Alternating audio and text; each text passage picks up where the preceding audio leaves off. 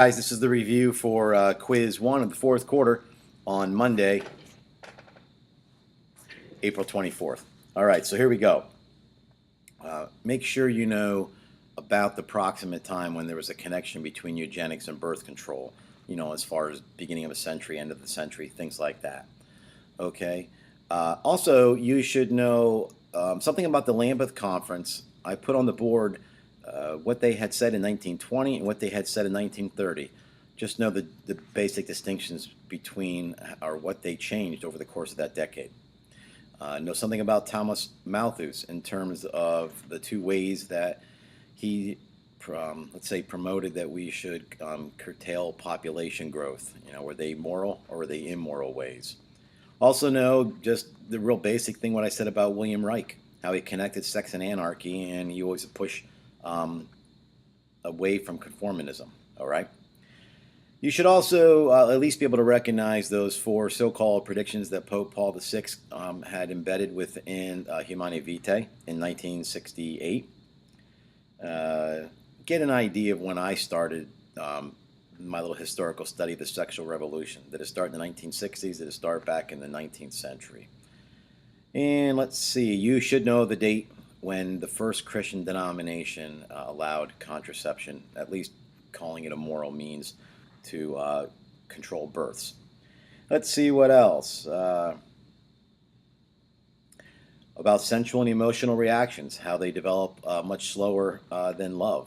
Or, I'm sorry, the emotions develop much quicker than love, so it takes a while for the virtue to catch up.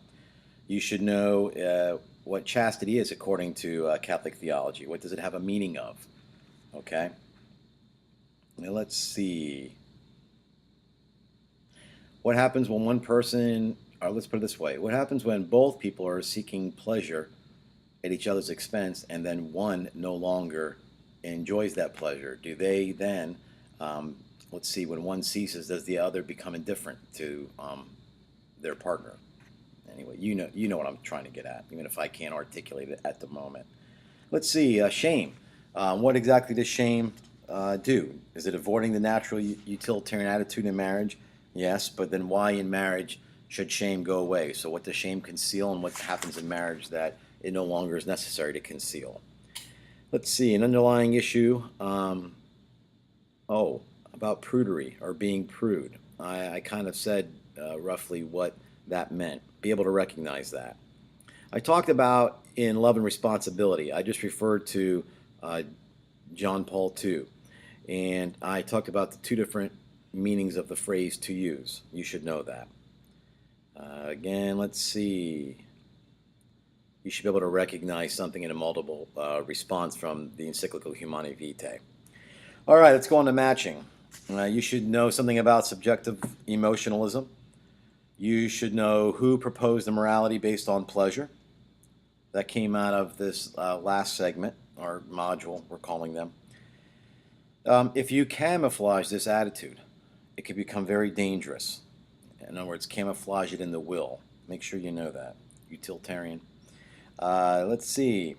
This person thought that population growth threatened the future utopian society. Okay, so I didn't really refer to Malthus looking at a utopian society, but know that. And this woman was very instrumental in separating the procreation from the sexual act.